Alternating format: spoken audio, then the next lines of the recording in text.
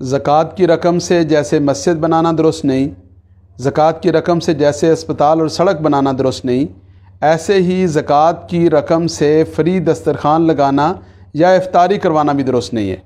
हमारे यहाँ इस मामले में बहुत कोताही होती है। बहुत सारे लोग फ्री दस्तरखान लगाते हैं, इफ्तारी करवाते हैं और वो ज़कात की रकम से करवाते हैं।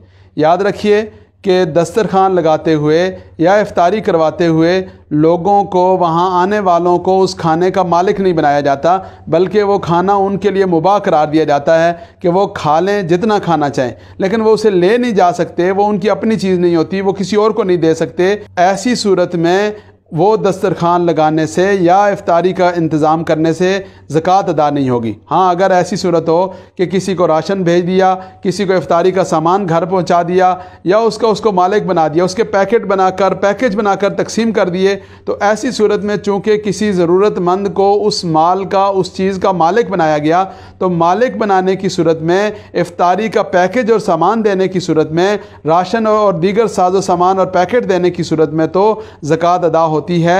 लेकिन सिर्फ़ और सिर्फ दस्तरखान लगा देने से या वो चीज़ें किसी भी ज़रूरतमंद के लिए उसका इस्तेमाल जायज़ करार देने से उससे ज़कात अदा नहीं होती। इस मामले में एहतियात करने की ज़रूरत है।